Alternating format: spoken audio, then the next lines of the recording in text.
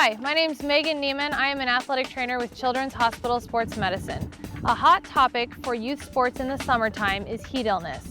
Heat illness and dehydration are actually very closely linked, although the two are not necessarily mutually exclusive. So you can be dehydrated without having heat illness, and you can have heat illness without necessarily being dehydrated, but they do tend to go hand in hand. Dehydration is when fluid loss exceeds fluids that you're taking in. Your body loses fluids in several ways. The main one is actually breathing, but it also loses fluids through sweating, through vomiting and diarrhea, urination. All of those things couple, and when they exceed the amount of fluid that you're taking in, your body is considered to be dehydrated. A lot of people think of dehydration as being very, very minimal and no big deal. Most people say, oh, I'm dehydrated at a baseline level all the time anyway. But even a mild amount of dehydration can actually hinder athletic performance. So we want to keep that in mind and try and minimize it as much as possible. When your body overheats during exercise and you're dehydrated, it can lead to one of a spectrum of conditions called heat illness. The first one is heat cramps. So you would think heat illness, you're going to only get that when you're exercising outside in the heat, but heat cramps is a perfect example of why that is not true. Because you may have, say, a basketball player who's working out in a gym in his heavy sweats, and all of a sudden his calves start to cramp up, and that is a perfect example of heat cramps. Heat cramps do tend to occur in the calves and the abdomen and the back, and the treatment for heat cramps is going to be allow the athlete to sit out and rest, allow them to drink as much water as they can tolerate in the middle of exercise, and to gently stretch that muscle that's cramping.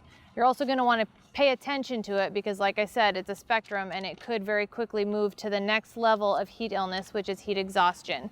The signs and symptoms consist of pale, ashen skin. They're going to be sweating very heavily. They're going to be breathing very, very hard. Their pulse will be rapid, but it will be weak. They're going to feel very tired. They might feel nauseous. They might be throwing up. They're probably going to have a headache. They're just going to feel kind of lethargic and want to just lay down and not do much. Treatment for heat exhaustion is going to be to cool them off right away as quickly as you can. The best thing that you can do is to move them into a cooler environment. Now, if you're outside at a baseball tournament or a softball tournament, those cool inside places are not always easy to come by. But a good option for a situation like that is going to be to put them inside a car that is running, of course, with the air conditioner going full blast, and just allow them to sit there and cool them off while they're in there as best as you can. Whether it's through fanning them, whether it's through spraying them with water or putting ice packs on like their neck and armpits and groin. All of those are going to help cool that athlete as quickly as you can. And you also want to monitor them very closely because it will very rapidly progress to heat stroke, which is the very far end of the spectrum. Heat stroke is a medical emergency. So if you see somebody who's experiencing this, you need to call 911 right away. The signs and symptoms of heat stroke are going to be hot, flushed skin that is dry because the athlete is no longer going to be sweating.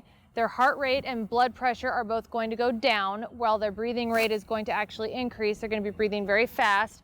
They're probably going to be unconscious, but if they're not, they're going to be very confused, combative, dizzy they might be, but you're just going to want to watch for that very closely. And while you're waiting for the paramedics to get there, you need to cool this kid off quickly. So the best way to do that is going to be to immerse him in or her in a cool water tub all the way up to the neck, and then just wait for the paramedics to get there and allow them to take this child to the hospital. Some of the ways that we can prevent heat illness are going to be, number one, ensure you're hydrated all the time before, during, and after practice. We want to be as hydrated as we can at a baseline level. We want to make sure we're acclimating kids slowly to practice in the summer and in the hot temperatures. So don't just jump in with both feet. You want to monitor the weather and make sure that you rearrange practices if possible to avoid practicing in the hottest times of the day. And definitely give very frequent water breaks while you are practicing. Every 15 to 30 minutes is ideal. And just monitor each other, monitor everybody. You want to watch everybody, everybody's watching everybody else because these things can come on really suddenly and you might not even know it's coming before it's like hits you full blast. You also want to stress with the kids the importance of monitoring themselves and watching their urine color. Keep in mind, the darker the urine, the more dehydrated they are, and the more water they're going to need to drink to come back to that hydrated level. Heat illness is 100% preventable, so let's all work together to help keep kids safe and healthy this summer.